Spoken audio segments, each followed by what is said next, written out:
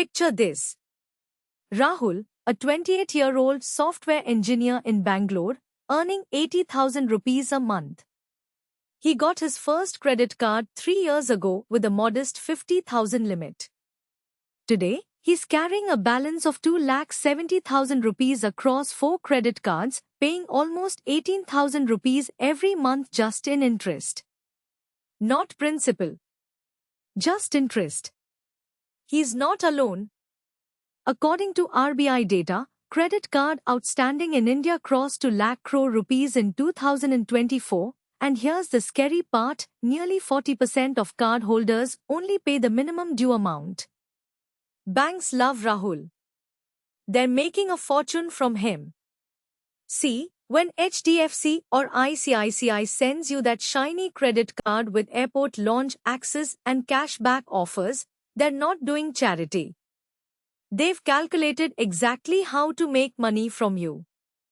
The average credit card interest rate in India is between 36 to 42% annually. Let that sink in.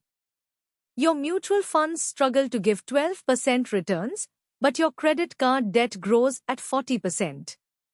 But here's what banks don't want you to know, there's a small percentage of credit card users who never pay a single rupee in interest, enjoy all the rewards, maintain an excellent CIBIL score, and essentially use the bank's money for free. In the next 15 minutes, I'm going to show you exactly how to become one of these people.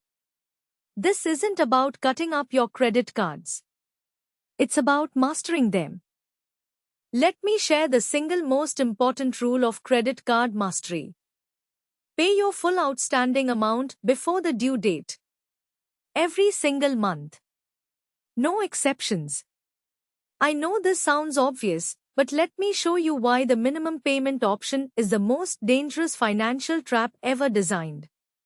When your credit card bill shows minimum due of 2,000 rupees on a total outstanding of 50,000, your brain thinks, great, I only need to pay 2,000. But here's the mathematics banks pray you never understand. The remaining 48,000 starts accumulating interest from day one of your purchase, not from the due date. At 40% annual interest, that 50,000 becomes roughly 67,000 in just 1 year if you only keep paying minimums.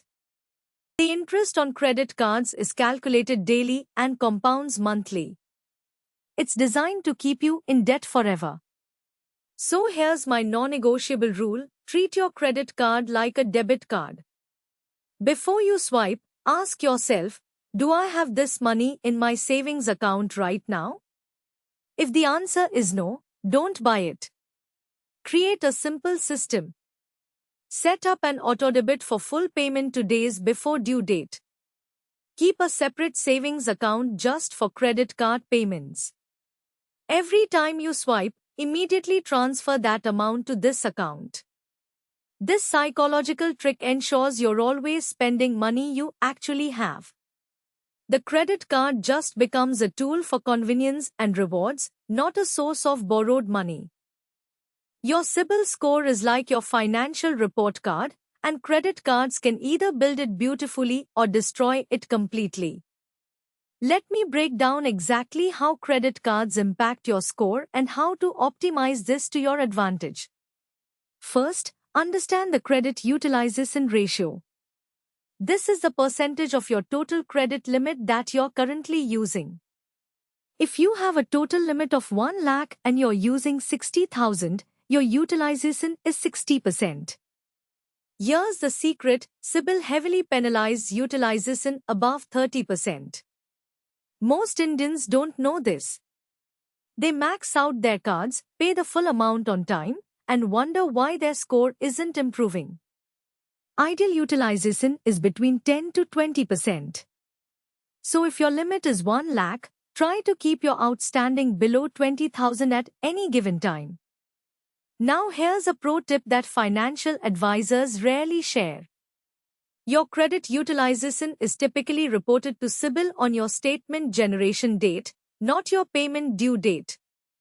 So even if you pay full amount on time, if your statement shows high utilization, your score suffers. The solution? Pay your balance before the statement generation date. This shows lower utilization to credit bureaus. Another secret, having multiple credit cards actually helps your score if managed correctly. Why? Because it increases your total available credit, automatically lowering your utilization ratio. Someone with 3 cards having 1 lakh limit each, using 30,000 total, has only 10% utilization versus someone with 1 card at 1 lakh using the same 30,000 at 30% utilization. Now let's talk about the fun part, making credit cards work for you. Smart Indians are earning lakhs of rupees in value every year through credit card rewards. But most people do it wrong. They choose cards based on joining bonuses and forget to match the card with their actual spending patterns. Here's my reward optimization framework. First, analyze where you spend most. Is it groceries, fuel, online shopping, dining, or travel? Get cards that offer maximum rewards in your highest spending categories. For example, if you spend 20,000 monthly on Amazon and Flipkart, an Amazon Pay ICICI card giving 5% back saves you 12,000 yearly. That's real money. Second, understand the difference between cashback and reward points. Cashback is straightforward. Reward points can be tricky. Always calculate the rupee value per point before getting excited. Some premium cards offer points that sound impressive but convert to poor value. Third, stack your benefits. Use your bank's credit card at partner merchants for additional discounts. Combine with offers on apps like MagicPin or CRED for double benefits. Time your purchases with bank offer days. Fourth, don't let rewards make you overspend. This is crucial. If you're spending extra just to earn rewards, you've already lost. The mathematics never works out. 82% reward on unnecessary spending of 10,000 is just 200 rupees, but you've lost 10,000. Only earn rewards on spending you would do anyway. Finally, always redeem your points before they expire. Lakhs of rupees in reward points expire unused in India every year. If you're already in credit card debt, you've probably seen those tempting balance transfer offers. 0% interest for 6 months. Transfer your high-interest debt and save money.